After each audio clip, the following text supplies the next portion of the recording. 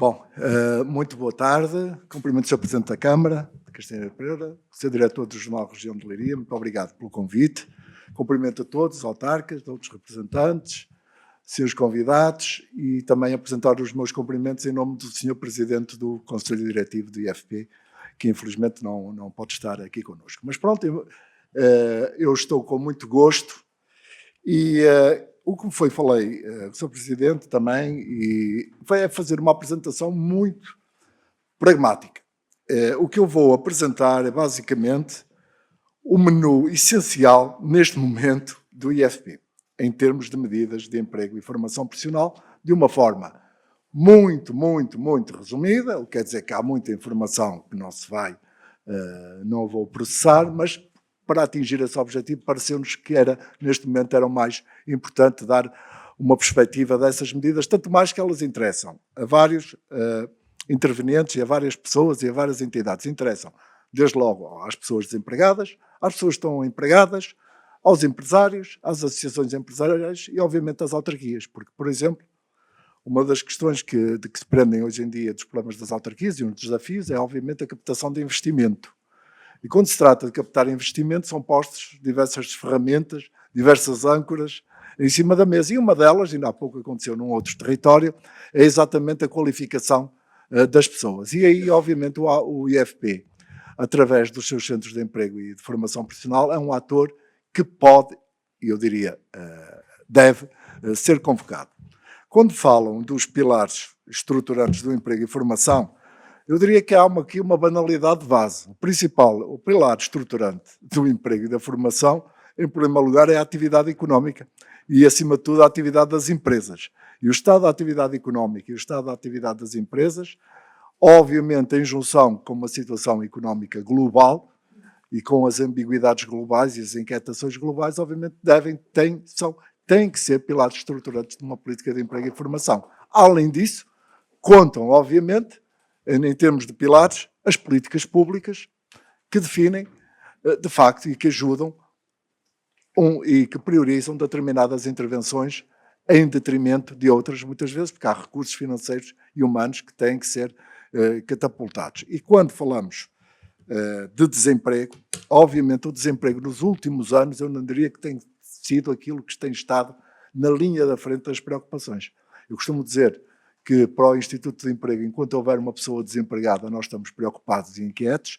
Obviamente, em termos económicos, as preocupações que têm sido veiculadas e que são mais comumente apresentadas têm a ver com outras preocupações, designadamente a falta de mão de obra, a falta de pessoas para trabalhar e para responder às necessidades das empresas, que está associada a muitas outras questões, as questões da demografia, que também estão associadas, e finalmente há aqui uma questão que tem a ver com a questão dos desafios, e que é qual é um principal pilar da política de emprego e da formação nos últimos anos, desde há bastantes anos. O eixo mais comumente falado é a qualificação. Portanto, é também uma banalidade de base dizê-lo, porque se há algo que tem sido colocado no centro das políticas públicas de emprego, é a necessidade de elevar a qualificação dos portugueses, os patamares de qualificação, e, por outro lado, de acertar na qualificação. E esta questão de acertar, quando temos recursos à disposição, os do Instituto de Emprego são apenas uma parte muito pequena de todos os recursos que é possível, nós temos que, antes de mais, de pensar, quando pensamos em desafios, pensamos como é que vamos acertar nas escolhas de formação que fazemos. E isto é fundamental, o que significa que é necessário fazer o diagnóstico correto, envolver as entidades corretas, as pessoas corretas, para acertarmos e para não estarmos a desenvolver alternativas de formação e apresentá-las aos jovens, aos menos jovens, que depois desembocam em círculos viciantes de desemprego ou de quietude profissional. E, portanto, é das questões mais importantes que se podem pôr a um território, e eu diria, de uma forma geral, é acertar naquilo que se pretende desenvolver em termos de formação. E quando se fala de formação, obviamente fala-se das necessidades das empresas, mas também se fala das legítimas, utilizo as palavras, das legítimas aspirações das pessoas que devem ter a possibilidade de desenvolver a formação, não só uma formação, e hoje em dia fala-se naquilo que é corrente e que devemos ter sempre presente, acho eu, na nossa mentalidade, que é da aprendizagem ao longo da vida, que as oportunidades de formação, não há um momento de formação como era aqui há muitos anos, há vários momentos de formação e por isso hoje podemos dizer com tranquilidade que um jovem que enverede pelo ensino profissional hoje em dia, ou por uma oferta profissionalizante, não é como era aqui há muitos anos, um momento que acabou, vais para o ensino profissional e aqui desenvolves. Não. Hoje é uma resposta em termos de educação e de formação igual à outra resposta, porque ele pode depois prosseguir estudos, prosseguir para o ensino superior, prosseguir para onde desejar em termos de formação, desde que o queira e desde que, obviamente, faça o investimento necessário. Eu, então, já me estou a alargar um bocadinho, vou passar muito rapidamente. Desculpem se eu for rápido, mas é por uma questão de tempo. Depois, se houver o tempo de dúvidas e de perguntas ou para algum comentário, estou, obviamente, disponível. Bom, eu começo nas medidas de emprego. Isto é... Eu sou um bocado nabo aqui nisto. Bom, eu começo por um clássico do IFP. Há dois grandes clássicos do IFP em termos de medidas de emprego, que são os estágios e os apoios à contratação. E que ao longo dos anos vão mudando de nome. Muitas vezes aparecem com outro nome. Os apoios à contratação já foram estímulo emprego, já foram compromisso emprego sustentável, os estágios já tiveram outro nome. Agora há duas medidas de estágio no IFP, os estágios de iniciar e os estágios mais talento. Pronto, está alinhado com as linguagens modernas. Qual é a diferença entre eles? Foi aqui separado, pela primeira vez que me lembro, os níveis de qualificação. Portanto, o estágio de iniciar é para o nível de qualificação 4 e 5, a partir do nível 6, ou seja, já quando se entra num patamar do ensino superior, já se chama estágios mais talento. Eu vou simplesmente... é isto. Dar uma ideia, só relembrar os apoios desta medida. Esta medida está atualmente em vigor, as duas, dos estágios as candidaturas estão abertas até ao dia 28 de abril, depois encerra-se, vamos ver depois quando é que reabre. Já houve uma altura que as candidaturas eram sempre abertas, passaram a ser fechadas, aqueles valores não estão certos, porque não consegui ter tempo de os atualizar, tanto que este compromisso surgiu um pouco em cima da hora, mas, portanto, no nível 4 começa em 1,7 IAS, que é a bolsa dos formandos, dos estagiários, e vai até 2,6, correspondente ao nível de doutoramento. Portanto, se fizerem as contas, atualmente o IAS anda nos 522 e, portanto, é um pouco mais do que ali está. A comparticipação das entidades nos estágios, que tem atualmente a duração de 9 meses, já teve 6 meses, quero eu dizer, já teve 9 meses, ia dizer ao contrário, atualmente tem a duração de 9 meses, depende ou é normalmente a 65% ou 80%. Aqui, por exemplo, nos territórios do interior, que são considerados no âmbito de uma portaria, Castanheira de Pera, por exemplo, as empresas de Castanheira de Pera têm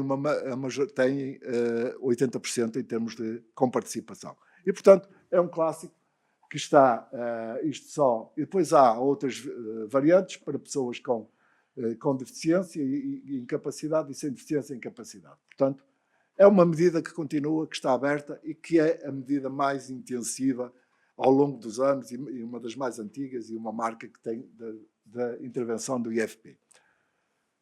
Os apoios à contratação, atualmente, há duas medidas de apoio à contratação. Uma chama-se Mais Emprego, eu vou dar as duas de rajada, e outra chama-se Emprego Mais Talento, salvo erro.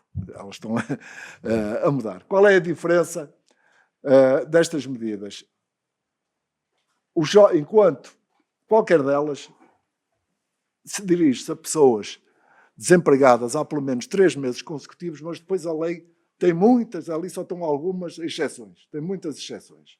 E, portanto, seria demasiado extenso estar a dizê-las. Mas, por norma, é para pessoas que estão desempregadas há pelo menos 3 meses consecutivos.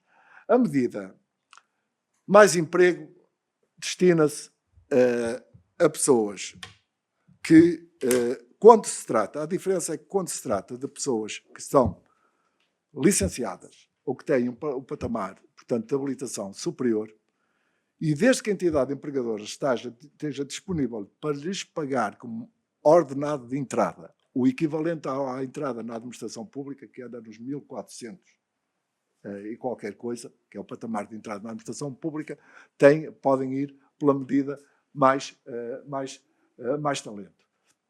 Portanto, isto começa tudo por uma oferta de emprego, que é dirigida no IFP Online ao IFP, ou através de um contacto com o Instituto de Emprego. Tem vários eixos, eu não vou dar várias obrigações, a uma medida que tem muitas nuances, não é impossível estar aqui a falar de todas, mas tem, obviamente, uma delas é a criação líquida de emprego e a manutenção do nível de emprego.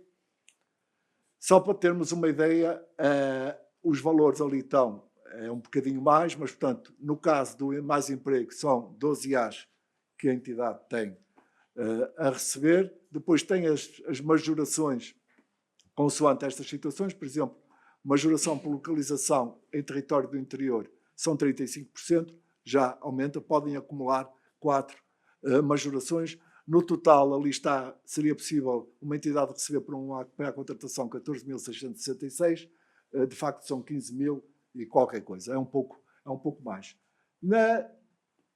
Já no Mais Talento, portanto, que é do patamar superior, é 18 vezes o IAS, o que vai quase para os 23.000, com todos os apoios. Obviamente, o que se pretende na política de emprego não é, neste tipo de políticas de emprego, numa empresa não vai contratar, à partida, penso eu, porque tem o apoio.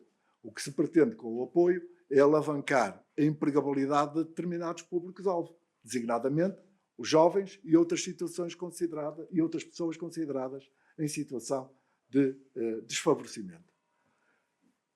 Vou passar muito rápido. Isto também é um clássico que já ouviram falar, o apoio ao regresso de imigrantes a Portugal, a medida regressar, portanto já é neste momento um clássico. Continuamos a ter muitas candidaturas, portanto, que visa incentivar o regresso e a fixação de imigrantes ou familiares, a imigrantes em Portugal. Mais uma vez, ninguém vai regressar a Portugal só porque existe esta medida, temos consciência disto, é um incentivo, é um apoio complementar a essa medida, mas que pode ser utilizado como mais um instrumento nos apoios que existem. Tenha várias condições, saiu de Portugal há pelo menos 3 anos, residiu pelo menos 12 meses no estrangeiro, depois tem ali patamares entre 1 de janeiro de 2019 e a data de fim do programa Regressar, para o início da atividade laboral e um conjunto de questões relacionadas com a segurança social e os aspectos financeiros que são, e das finanças, que são comuns a todas as medidas. Os apoios máximos, portanto, os valores, portanto, carecem de atualização, é 7 vezes o IAS, 7 vezes 522 euros em termos de apoio financeiro para contratos por tempo indeterminado, tem depois uma ajuda em termos dos custos das viagens e custos de transportes de bem, e ainda mais um pequeno montante se traz consigo pessoas da família. Mais uma vez, isto é comum à maior parte das medidas do IFP. Quando se trata de localização do trabalho em território do interior, tem também uma majoração de 25% de 7 As. Portanto, a maior parte das medidas tem esta majoração. Portanto, é um desígnio que já está presente há muito tempo nas medidas, não só no caso do IFP, mas em vários outros programas e medidas. Pronto, isto também é um outro clássico. Emprego interior mais é um apoio à fixação, à mobilidade geográfica para territórios do interior. Aqui não há uma majoração por vir para território do interior, porque já é o próprio programa. Muito rapidamente, o apoio anda, portanto, é um apoio de 6 vezes o IAS, apoio financeiro à empregabilidade, cerca de 3.135, e a majoração até um máximo de 3 IAS, o que pode ir, portanto, a 1.567, e a comparticipação dos custos de transporte dos bens. Mais uma vez, é apenas uma pequena ajuda, obviamente, também não é isso que vai decidir, mas a medida tem, em termos de candidaturas, temos muitas candidaturas a esta medida. Portanto, é uma medida que tem, no seu desígnio, tem muitos aderentes e, portanto, acho que isso deve ser tido em consideração. Eu passei muito rapidamente as duas maiores medidas em termos de apoio que interessam, quer os estágios, quer os apoios à contratação, duas medidas que também têm muito significado, que é o regressar e o emprego interior mais. Existem mais medidas, mas estas são as que considero que são, de facto, as mais significativas. E sem mais delongas, passo para a questão da formação. O eixo da formação em Portugal ainda existe, embora ela esteja, neste momento até chegou a ser constituído um grupo de trabalho para reestruturar ou reformar a formação profissional. Existe, portanto, aqui algum desígnio de olhar para uma estrutura, um panorama da formação profissional, que já a sua estrutura base já vem do início dos anos 2000, do segundo milénio, aqui em Portugal, em que estão o Catálogo Nacional de Qualificações, o Sistema Nacional de Qualificações, já está, digamos assim, estabilizado há muito tempo, e uma das características, de facto, é a sua flexibilidade. E eu estou a dar exemplo, isto são tudo modalidades de formação de curta duração. Podem ir até 300 horas, a maior parte destas ações, e, portanto, procura-se responder a diversas necessidades. Por exemplo, a português língua de acolhimento, por via da imigração, tornou-se uma das medidas que nós temos mais, neste momento, abrangidos todos os centros de emprego e formação profissional, inclusive, obviamente, aqui o Centro de Emprego e Formação Profissional de Leiria, que é a unidade que opera aqui neste território, tem sempre muitos abrangidos nesta modalidade. A formação modular, aqui referimos especificamente à formação para ativos empregados. A formação para pessoas empregadas adquiriu, mais à frente vamos ver só alguns exemplos, desde há algum tempo que é considerado que o IFP, no seu desenho da formação profissional, sim senhor, continua a ter os desempregados, as pessoas desempregadas como principal eixo de interesse, mas não pode de forma alguma deixar de dar um papel de relevo à aprendizagem ao longo da vida e particularmente à formação das pessoas que já estão empregadas nas empresas. E por isso tem sido desenvolvido um grande esforço nesta formação modular, que tanto pode abranger as chamadas formações transversais, que abrangem questões desde as lideranças, desde as emoções, desde as chamadas soft skills, de uma forma, utilizando, eu não queria introduzir termos anglo-saxónicos, mas lá veio, também não há problema por causa disso, mas sempre for possível utilizar o português também prefiro, e portanto uma série de competências transversais, mas também pode ir ao núcleo duro das competências que estão em causa numa determinada unidade fabril, seja no têxtil, seja no vestuário, seja na indústria, seja no digital, seja noutras circunstâncias. E depois há uma das medidas também mais emblemáticas, a vida ativa. Na vida ativa está incluída a formação modular toda para pessoas desempregadas. E aqui estamos a falar de formações que podem ir das 25 horas até por volta das 300 horas, e em todas estas medidas está sempre prevista, e isso é uma característica distintiva da formação do IFP, a formação em contexto de trabalho.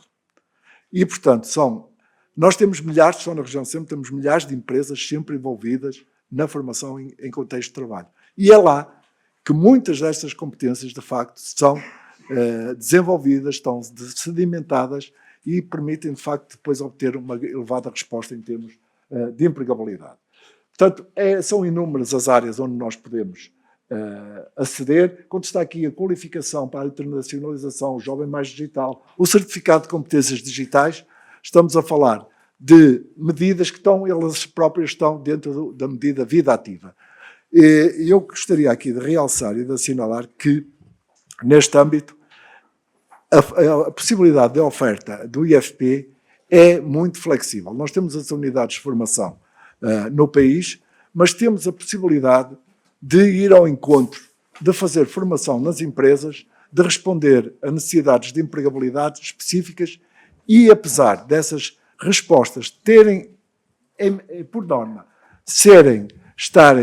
deverem estar ajustadas no âmbito do Catálogo Nacional de Qualificações, apesar disso, nós podemos desenvolver formação extra-catálogo quando elas representem, de facto, uma hipótese, um aumento de empregabilidade das pessoas. Só dar uma nota muito rápida, eu vou procurar ser muito rápido. Aqui, Quando se fala de ensino profissional, obviamente tem que falar das formações de dupla certificação. As formações de dupla certificação destinam-se, portanto, a simultaneamente, num percurso, elevar o patamar da qualificação escolar e da qualificação profissional. Daí que, numa resposta típica da aprendizagem, um jovem entra com o nível 3 de qualificação, ou até abaixo, e depois sai, de facto, com um nível de qualificação de nível 4. Qual é o caráter mais distintivo relativamente a outras modalidades de formação, designadamente, por exemplo, nas escolas ou no ensino profissional? É o número de horas que são passadas em contexto de trabalho. Cerca de 40% do total de horas são em empresas, decorrem em empresas. E é por isso, é esse aspecto que é o principal foco da atração desta modalidade de formação e que gera, depois, em termos de empregabilidade, gera resultados e um impacto muito positivo. Mais recentemente surgiu o chamado aprendizagem mais, porque o patamar de qualificação, onde neste momento se nota mais acréscimo de pessoas em termos de desemprego, ao contrário de uns anos aqui anteriores, é o 12º ano. E temos muitas pessoas inscritas, jovens particularmente, que atingem o 12º ano, não entram ou não conseguem entrar para uma instituição de ensino superior onde concorrem, ou pura e simplesmente perdem ou não têm esse anseio, e uma das hipóteses, de facto, se põe a da aprendizagem mais, que tem as mesmas características do sistema de aprendizagem, mas com uma vertente, de facto, de dupla certificação e que dá uma qualificação de nível 5. Portanto, é uma das apostas neste momento que nós gostaria de assinalar e que, aliás, é complementar de esta que já é mais antiga.